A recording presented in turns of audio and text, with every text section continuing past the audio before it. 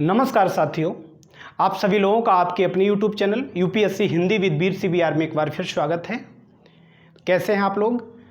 प्यारे साथियों, आप लोग हमारे साथ राज्यों की राज व्यवस्था अर्थात शासन प्रणाली को पढ़ रहे हैं, जिसके अंतर्गत आज की क्लास में आप लोग राज्यपाल के बारे में पढ़ने वाले हैं। और पिछली क्लास में हमने आपको विधान परिषद के बारे में पढ़ाया था, और जिन साथियों ने हमारी विधान परिषद की क्लास नहीं देखी है, लिंक डिस्क्रिप्शन में दिया गया है, वहां जाकर के आप देख सकते हैं। और अभी तक अगर आपने हमारे चैनल को सब्सक्राइब नहीं किया है तो आपसे निवेदन है कि हमारे चैनल को सब्सक्राइब कर लीजिए, जिससे कि हमारी जो भी आगे नई वीडियो आने वाली हैं उनका नोटिफिकेशन आपके पास सबसे पहले पहुंचेगा और आप उसे सबसे पहले देख पाएंगे।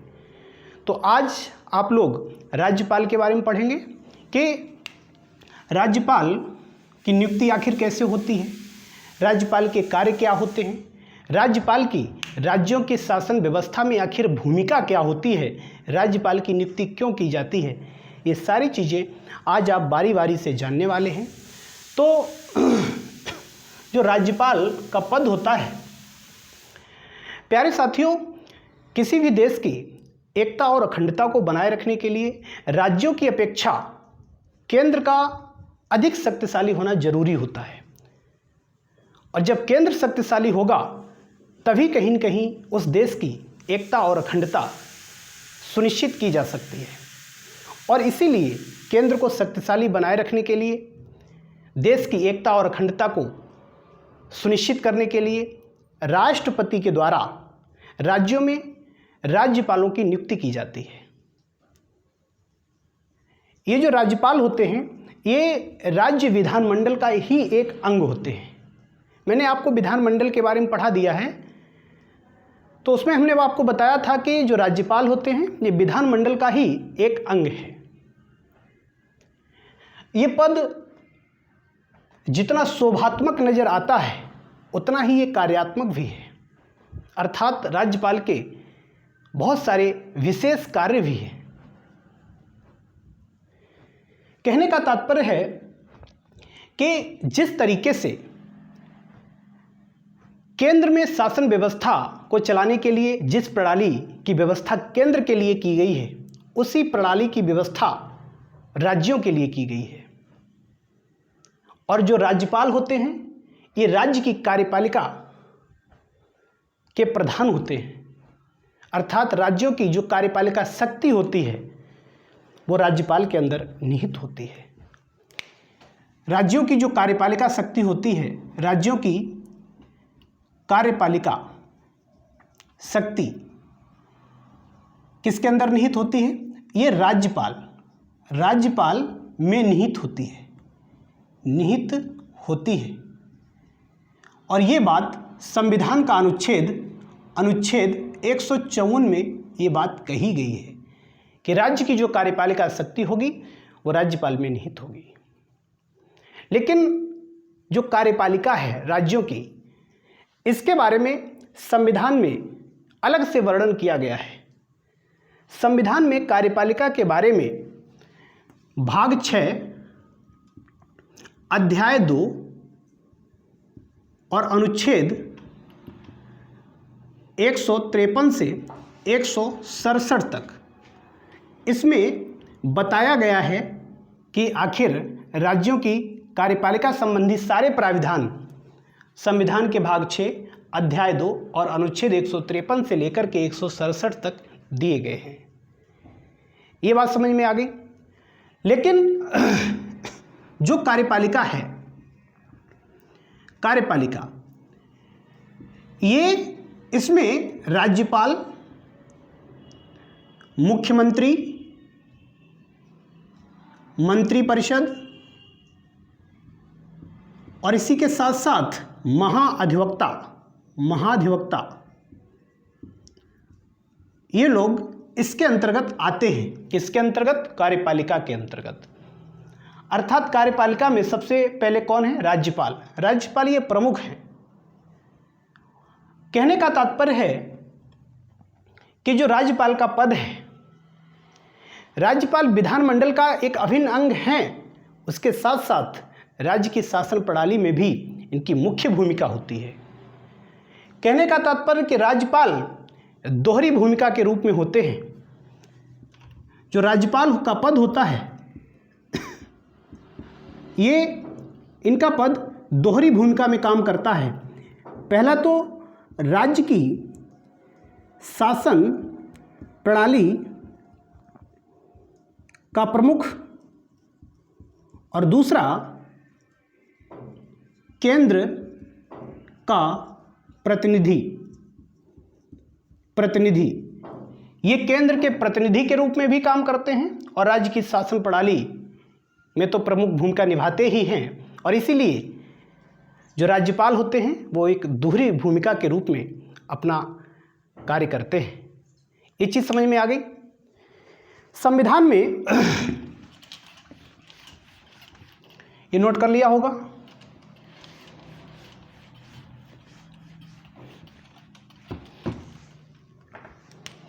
संविधान में ये कहा गया है क्या कि प्रत्येक राज्य में एक राज्यपाल होगा।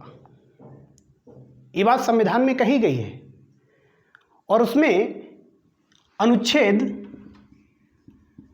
153 इसमें ये व्यवस्था की गई है कि प्रत्येक राज्य में एक राज्यपाल होगा। ये बात इसमें कही गई है। लेकिन हुआ क्या कि वर्ष 1956 में 7वां संविधान संशोधन हुआ था। कौन सा संविधान संशोधन? 7वां संविधान संशोधन। ये कब हुआ? 1956 में। आप लोग नोट्स बनाते चलिए, एक एक चीज़ आप लिखते चलिए। यकीन मानिए कि आप किसी भी परीक्षा में बैठ जाएंगे और राज्यपाल से संबंधित कोई प्रश्न आएगा, आपसे वो प्रश्न छूटेगा नहीं, ये भरोसा रखिए। आप चाहे यूपी कांस्टेबल से लेकर के यूपीएससी की परीक्षा में भी बैठ जाना, कभी भी यहाँ से कोई प्रश्न आपकी समझ से बाहर नहीं होगा अगर आप एक तरफ से हमारी एक एक चीज़ों को समझते जा रहे हैं और नोट्स बनाते जा रहे हैं। तो 7वां संविधान संशोधन 1956 जो हुआ उसमें ये व्यवस्था की गई कि अब कोई एक व्यक्ति 2 या 2 से अधिक राज्यों का राज्यपाल हो सकता है। क्या व्यवस्था की गई कि कोई एक व्यक्ति 2 या 2 से अधिक राज्यों का राज्यपाल हो सकता है। ये बात समझ में आ गई। होता क्या है कि संविधान जब बन रहा था तो वहाँ पर संविधान में संविधान सभा में एक बहस होती है और बहस किस चीज़ पर होती है? संविधान सभा में ये कहा जाता है कि आखिर जो राज्यपाल का पद होगा वो नियुक्त होगा या निर्वाचित होगा। इस पर बहस छिड़ गई और जब इस पर बहस छिड़ गई तो कुछ लोग नियुक्त राज्यपाल के पक्ष में थे और कुछ लोग निर्वाचित राज्यपाल के पक्ष में थे। तो होता क्या है, जब संविधान सभा में बहस छिड़ी तो वहाँ बहस 2 चीज़ों की छिड़ी कि राज्यपाल का पद नियुक्त होना चाहिए, यानी राज्यपाल नियुक्त होना चाहिए या फिर निर्वाचित होना चाहिए। निर्वाचित होता क्या है, नियुक्त राज्यपाल के पक्ष में डॉक्टर B.R. अम्बेडकर, जवाहरलाल नेहरू, ये लोग इसके पक्ष में थे। Doctor B.R. अम्बेडकर, जवाहरलाल नेहरू, ये लोग इसके पक्ष में थे। और इसी तरीके से जो निर्वाचित राज्यपाल हैं इसके पक्ष में कौन था? इसके पक्ष में जो कृष्णा मोचारी,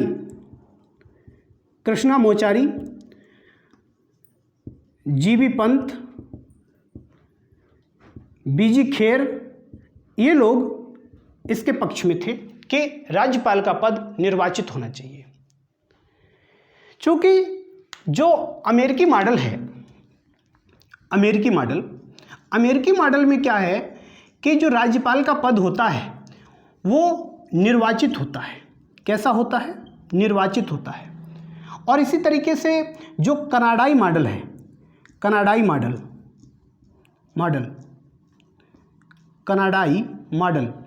यहाँ पर जो राज्यपाल का पद है उसका यहाँ पर नियुक्त होता है राज्यपाल। क्या होता है? नियुक्त होता है।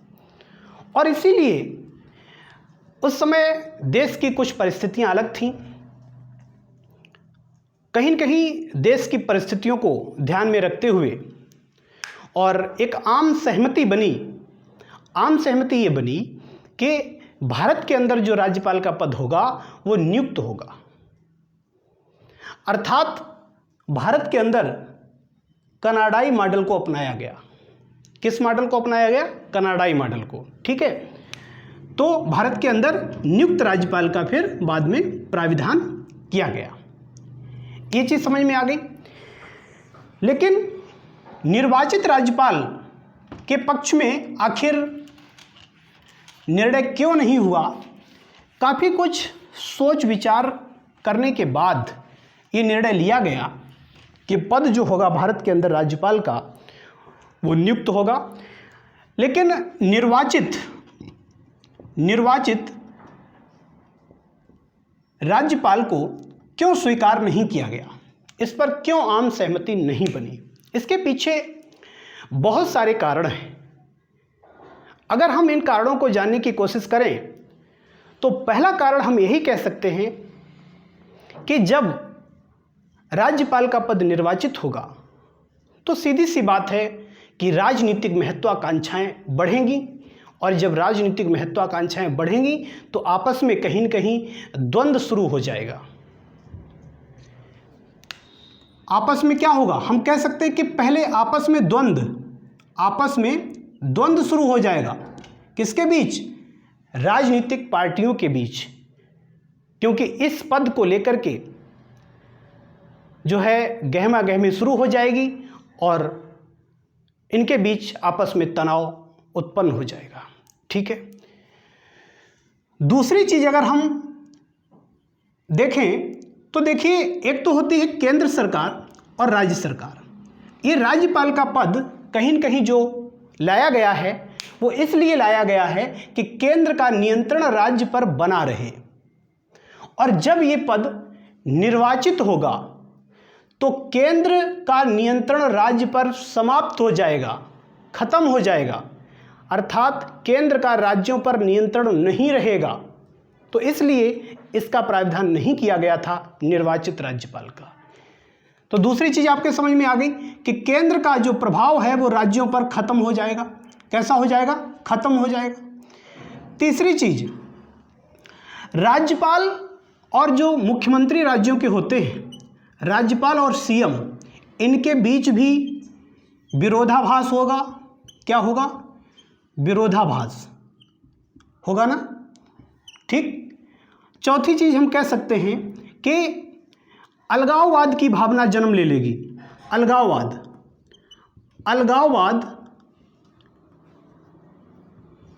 की भावना में वृद्धि होगी।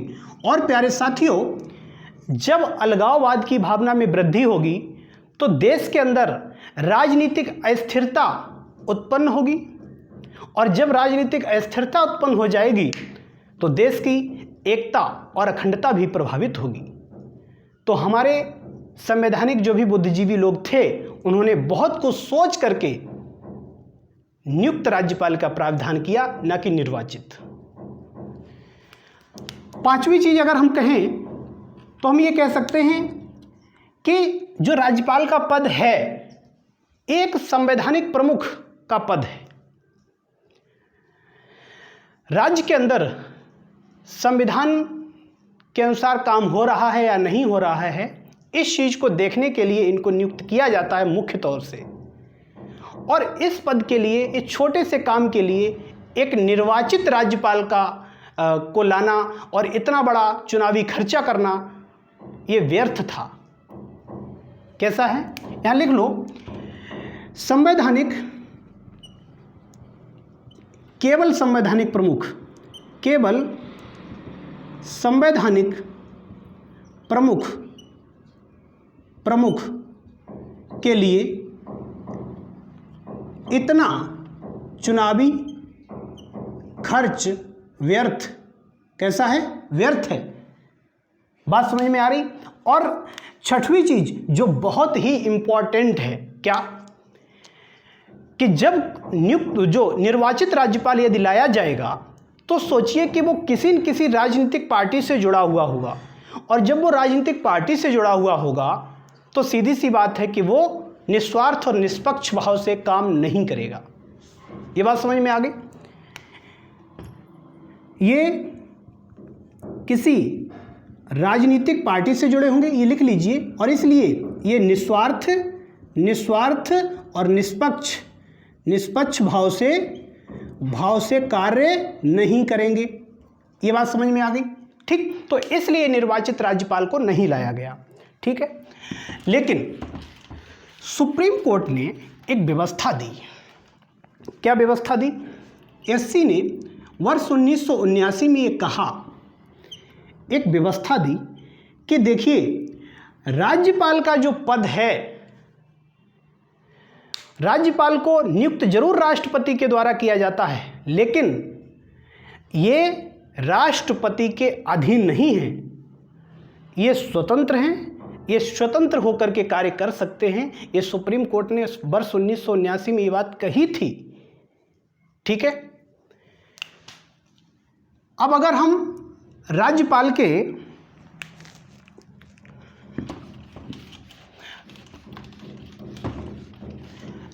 की नियुक्ति के बारे में, राज्यपाल की नियुक्ति की बात करें तो राज्यपाल की नियुक्ति किसके द्वारा की जाती है? राष्ट्रपति के द्वारा नियुक्ति की जाती है, ठीक। और ये राष्ट्रपति के प्रति ही जवाबदेही इनकी होती है, मतलब राज्यपाल राष्ट्रपति के प्रति ही उत्तरदायी होते हैं। इन्हीं के प्रति ये उत्तरदायी हैं। ये बात समझ में आ गई, ठीक। किसके प्रति उत्तरदायी हैं?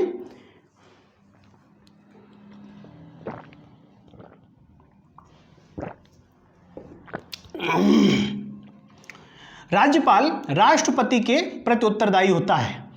लेकिन वर्ष 1983 में सरकारिया आयोग की जो रिपोर्ट आई थी, उस रिपोर्ट में सरकारिया आयोग ने राज्यपाल की नियुक्ति से संबंधित कुछ सिफारिशें की थी, जो बहुत ही महत्वपूर्ण सिफारिशें थी। क्या सिफारिशें थी इनकी?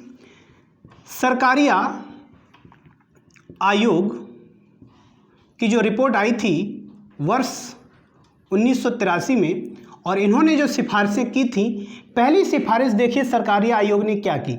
सरकारिया आयोग ने ये कहा कि देखिए, जो राज्यपाल बनेगा वो एक प्रतिष्ठित आदमी होना चाहिए, ठीक है, कोई अपराधी नहीं होना चाहिए। कैसा होना चाहिए? एक प्रतिष्ठित होना चाहिए, प्रतिष्ठित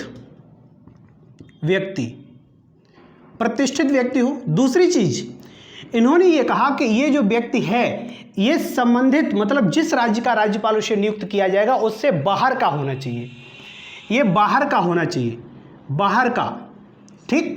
तीसरी चीज इन्होंने ये कहा कि देखिए, जो राज्यपाल नियुक्त होगा वो सीधी सी बात है कि जब राष्ट्रपति इसको नियुक्त करेंगे तो ये राज्य के सीएम यानी मुख्यमंत्री से ये सलाह लेंगे।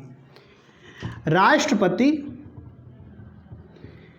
सीएम से सलाह लेंगे, ठीक। चौथी चीज, ये व्यक्ति राजनीति से नहीं जुड़ा होना चाहिए, राजनीति से संबंधित न हो, और हाल ही में किसी भी राजनीति में कहीं पर भी किसी भी तरीके से कोई हिस्सा न लिया हो। ये कुछ सरकारिया आयोग ने अपनी सिफारिश में ये बात कही थी। ये बात समझ में आ गई? नोट कर लीजिए फटाफट। अगर हम इनकी योग्यता की बात देखें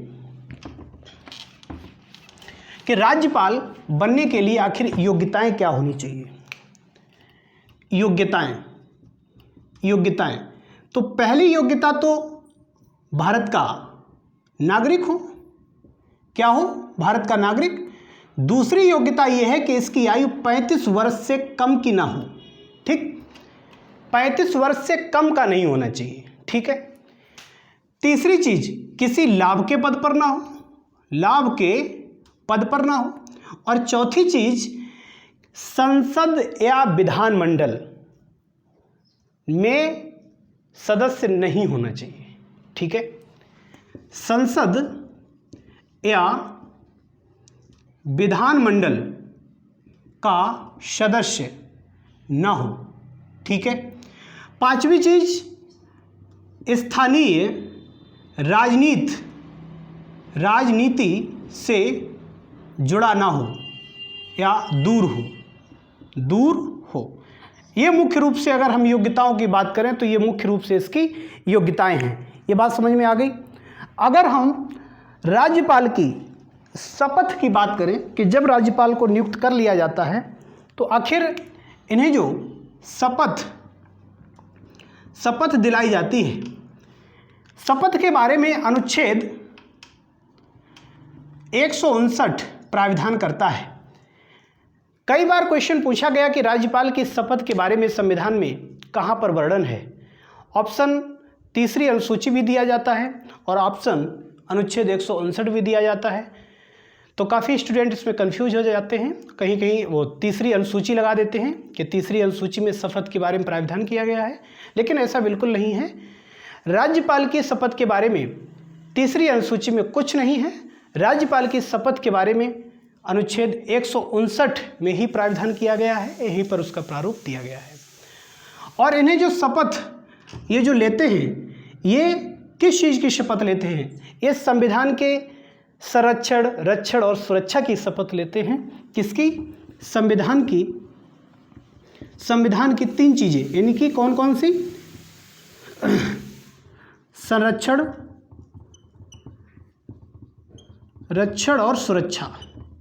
ठीक है। और क्या ये और भी 3 पॉइंट हैं इनके? क्या जब शपथ लेते हैं तो ये 3 बातें ये ध्यान रखते हैं और कहते हैं क्या कि हम अपने कार्यों का श्रद्धापूर्वक निर्वहन करेंगे। क्या कहते हैं? कि अपने कार्यों का श्रद्धापूर्वक निर्वहन करेंगे, पहली चीज। दूसरी चीज क्या कहते हैं ये? कि हम संविधान और विधि की सुरक्षा करेंगे, सुरक्षा या रक्षा करेंगे। ठीक। तीसरी चीज क्या कहते हैं? कि हम अपने आप को उस राज्य की जनता के प्रति समर्पित कर देंगे, उसकी सेवा के लिए बिल्कुल समर्पित कर देंगे। स्वयं को राज्य की जनता की सेवा में समर्पित कर देंगे। ये शपथ लेते हैं। और ये जो शपथ दिलाई जाती है, इनको कौन दिलाता है? जो संबंधित राज्य का हाई कोर्ट होता है, उसके जो मुख्य न्यायाधीश होते हैं, वो इन्हें शपथ दिलाते हैं। ठीक है। और अगर ये नहीं है तो इनकी अनुपस्थित में जो वरिष्ठ न्यायाधीश होते हैं, न्यायाधीश, वो शपथ दिलाते हैं। ये बात समझ में आ गई? ठीक। तो ये हो गया इनके शपथ के बारे में, इसको नोट कर लीजिए फटाफट। इसके बाद इनके वेतन भत्ते देख लेते हैं।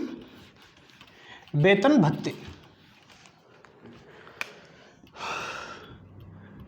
भत्ते तो वेतन भत्तों के बारे में ये कहा गया है अनुच्छेद 202 का तीसरा पॉइंट का पॉइंट में ये कहा गया है कि इनका वेतन राज्य की संचित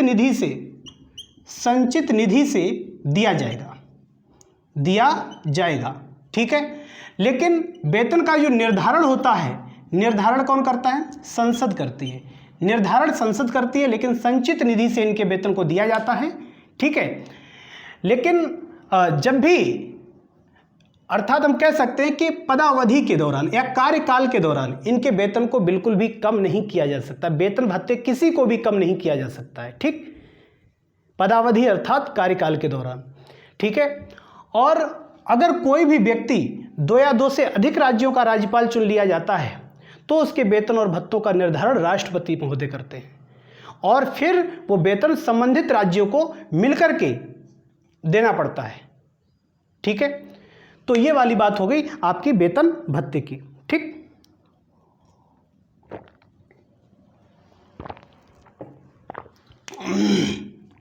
इसके बाद त्यागपत्र। त्यागपत्र किसे देते हैं? देखिए, त्यागपत्र के बारे में संविधान का अनुच्छेद 156 का सेकेंड पॉइंट में बताया गया है कि त्यागपत्र राष्ट्रपति को देंगे। किसे देंगे? राष्ट्रपति को देंगे। ठीक है, और अगर हम कार्यकाल की बात करें, कार्यकाल, तो इनका जो कार्यकाल होता है वो सामान्यतः 5 वर्ष का होता है। कितना होता है?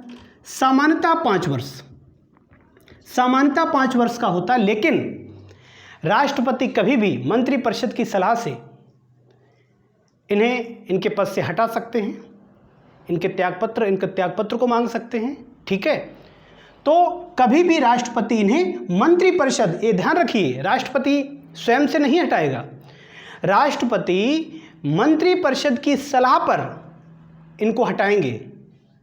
ठीक है, और जब किसी भी राज्यपाल का कार्यकाल पूरा हो जाता है, इसके बाद भी वो तब तक पद पर बना रहेगा जब तक नया राज्यपाल उसके स्थान पर ना आ जाए। इसका मतलब ये हुआ है कि राज्य में राज्यपाल निश्चित तौर पर हमेशा और सदैव होना चाहिए।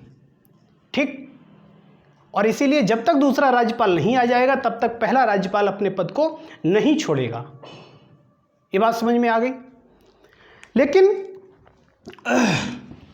सुप्रीम कोर्ट ने एक व्यवस्था, ये बात कही थी, क्या कही थी? सुप्रीम कोर्ट ने एक बात कही कि राज्यपाल का जो पद, जो राष्ट्रपति के प्रसाद पर्यंत की बात जो है वो एकदम अन्यायपूर्ण है। ये बात सुप्रीम कोर्ट ने कही कि राज्यपाल का पद राष्ट्रपति के प्रसाद पर्यंत रहेगा, ये एकदम अन्यायपूर्ण है। इससे क्या होता है कि जो राज्यपाल का कार्यकाल है वो भी, उसमें भी कोई निश्चितता नहीं रहती है और उनके कार्यकाल की कोई सुरक्षा नहीं होती है। ठीक, और इन्हें कभी भी राष्ट्रपति बुला सकता है, कभी भी हटा सकता है। लेकिन संविधान के अंदर ऐसी किसी भी विधि का उल्लेख नहीं किया गया है जिस विधि के माध्यम से राज्यपाल को हटाया जाए। वर्ष 1989 की बात है कि जब बीपी सिंह की सरकार आई थी, बीपी सिंह की जो सरकार थी, बीपी सिंह की सरकार, इन्होंने जो कांग्रेस पार्टी के द्वारा जो भी राज्यपाल नियुक्त किए गए थे, इन्होंने सबसे इस्तीफे ले लिए थे, सबको पद से हटा दिया था। और ऐसा क्यों किया गया? क्योंकि उनके कार्यकाल की, उनके पद की कोई सुरक्षा नहीं है। जब भी सरकार, केंद्र सरकार चाहेगी वो हटा देगी। और इसीलिए इस पॉइंट पर सुप्रीम कोर्ट ने अपनी टिप्पणी की थी। और इसके बाद ये प्रक्रिया यहीं पर नहीं रुकी। बीपी सिंह सरकार ने कांग्रेस पार्टी के द्वारा, कांग्रेस सरकार के द्वारा जितने राज्यपाल नियुक्त किए गए थे सबको हटा दिया था। और ये प्रक्रिया आप देखिए यहीं थमती नहीं है, आगे भी होती है। आगे क्या होता है कि 1991 में जब पीवी नरसिम्हा राव की जब सरकार बनती है सन 1991 में, तो ये क्या करते हैं कि बीपी सिंह सरकार द्वारा नियुक्त चुनिंदा 14 राज्यपालों को पीवी नरसिम्हा राव की सरकार हटा देती है। आप देखिए किस तरीके से राजनीति चल रही है राज्यपालों को लेकर के।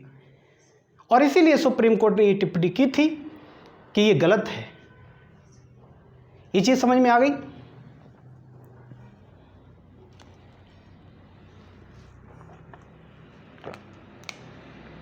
अगर हम इनके कार्यों को देखें कि राज्यपाल के कार्य क्या हैं, तो इनके कार्य मुख्य रूप से अगर देखा जाए तो जो विधानसभा का सत्र होता है इसको ये आहूत करते हैं, ठीक, सत्रावसान करते हैं, उसका विघटन कर सकते हैं, ठीक। मुख्य रूप से पहला कार्य ये हो गया। दूसरे कार्य की अगर हम बात करें तो राज्यपाल जो होता है वो मुख्यमंत्री की नियुक्ति करता है। क्या करता है? सीएम की नियुक्ति करना और सीएम की सलाह से अन्य मंत्रियों की नियुक्ति करना, और ये सभी राज्यपाल के प्रसाद पर्यंत तक ही काम करेंगे, ठीक है। तीसरी चीज, ये विधान परिषद में 1/6 सदस्यों को मनोनीत करते हैं, ठीक है। चौथी चीज अगर हम कहें तो जो महाधिवक्ता होता है, महाधिवक्ता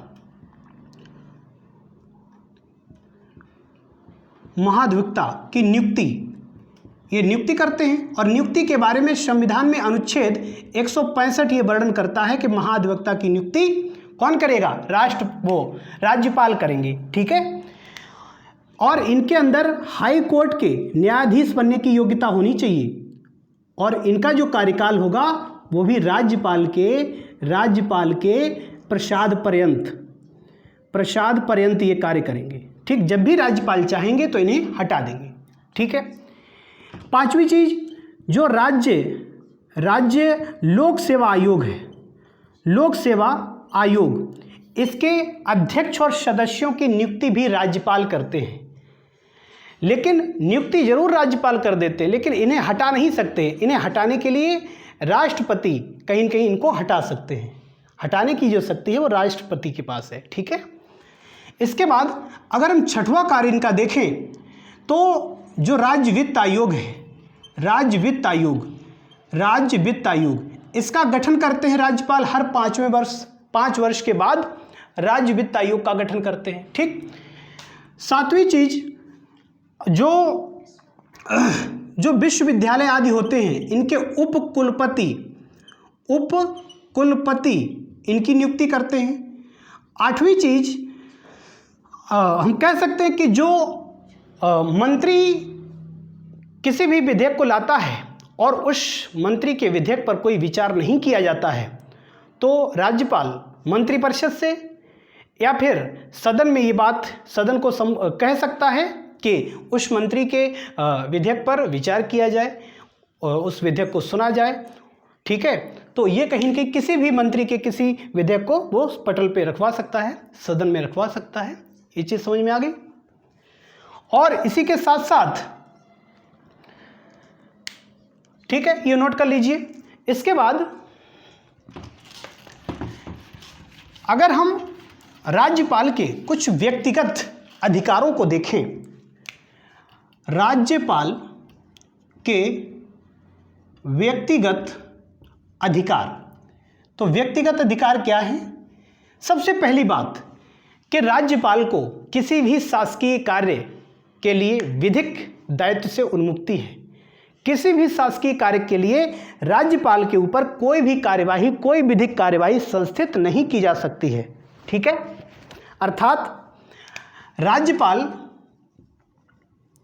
शासकीय कार्यों से संबंधित विधिक कार्यवाही से मुक्त है, ठीक है, मुक्त है। अर्थात ये बात अनुच्छेद 361 के फर्स्ट पॉइंट में ये बात कही गई है।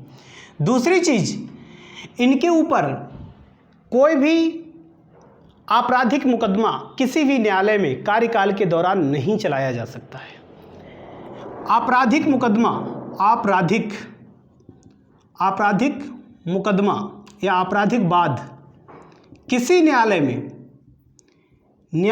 में नहीं चलेगा।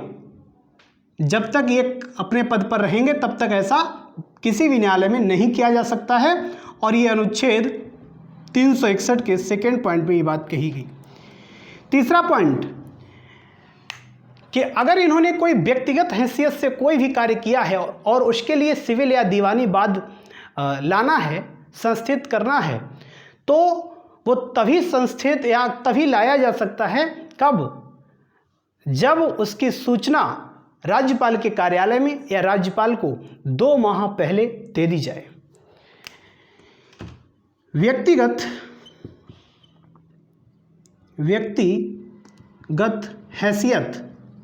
हैसियत से किए गए कार्य के लिए सिविल या दीवानी वाद तभी दायर किया जा सकता है जब इन्हें इसकी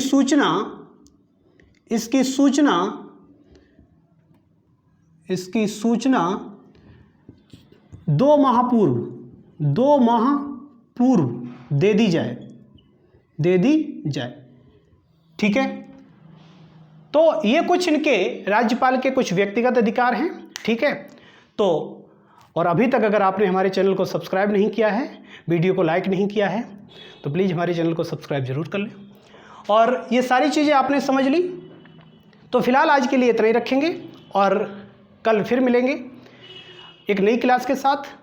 तब तक के लिए नमस्कार।